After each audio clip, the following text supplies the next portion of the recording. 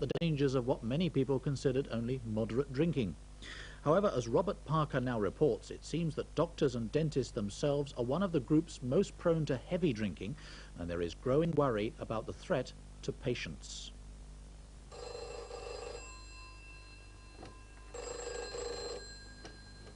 Sick Doctors Scheme, can I help you? This is a service provided by doctors for doctors who have a problem. The aim is to refer callers in confidence to a specialist who can help out with difficulties that all too often involve drink or drugs. I see. He's in general practice with you, is he?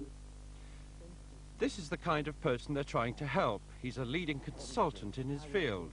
But 6 years ago he was facing ruin because of an addiction that he and many others like him are reluctant to discuss in public. I had been drinking at least a bottle of gin or a bottle of vodka a day, and possibly more on many days. I tried limiting it at times, limiting it to weekends. But there were even greater problems for this specialist as he took part in often complex surgical operations. He started taking drugs to hide the effects of his drinking.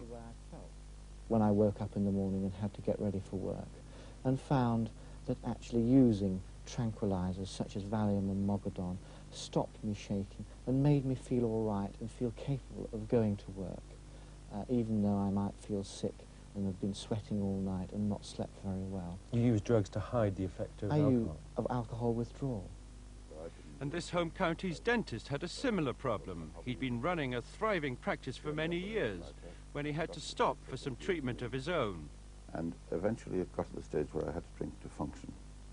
In other words, I had to drink in the mornings to feel healthy enough to work, and I topped up in the later stages all the way during the day in order to prevent shakes and dizziness and gastrointestinal trouble, and in order to treat patients. It's estimated that at least 1,000 dentists in Britain and more than 10,000 doctors have serious drink or drug addiction. But even these astonishing figures may not tell the full story, according to those in a position to glimpse this hidden disease. The problem of drugs and alcohol should be viewed rather like an iceberg, where you've got only a very small part of the iceberg above the surface, and this huge percentage of the iceberg bubbling away underneath the surface. Doctors are something like 2 to 3 times more liable than the average person to develop alcohol problems. I've just had a call from a doctor who has an alcoholic problem. Yes.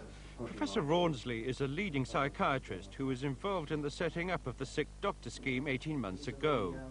So why is it that the medical profession of all people should develop these kind of problems? I think that young doctors and perhaps young dentists, as medical students and in their early years as house doctors, to some extent fall into a pattern of taking alcohol as a relief from what must be a very high standard of concentration and of efficiency. A doctor is expected to be working at maximum efficiency at all times, which is a great imposition. Initially I drank to be one of the boys for social reasons, made me feel better. I looked on the feeling that I got when I had a few drinks as normal, a change of mood. So I used alcohol initially as a mood-altering drug. It changed me for the better. Later on, I drank for necessity. This dentist is now part of a campaign run by a group called the British Doctors and Dentists Group, designed to confront the challenge. The reason for this course is because you've all got problems. And I hope the campaign will help confirm drink and drunk addicts through small counselling groups. But they want not just to pick up the pieces after the problem becomes obvious, but to get in at the early stages. Sense of low personal esteem. Most patients would be horrified if they knew that the doctor or dentist treating them was under the influence of drugs or alcohol. But that's what's happening up and down the country every day of the year. That the work I did in that state was not as good as it is now. Do you think it fair to say that you put patients at risk?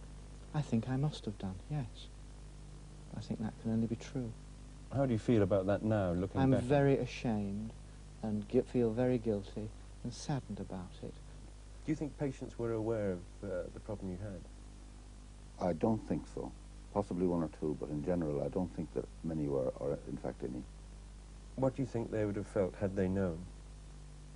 Quite a few would have been frightened. And certainly nobody would have come first time knowing they were approaching an alcoholic. I'm most worried about the risk to patients. The doctor who is on the blink due to alcohol, drugs, or any other psychiatric illness may be denying his problem, and he may, for one reason or another, lack insight, as we would say, and not take any action until he reaches a stage where his professional competence is eroded to a level which is positively dangerous. Many in the medical profession now feel that the problem should be brought out into the open. Only in that way, they say, can it be given the priority it needs.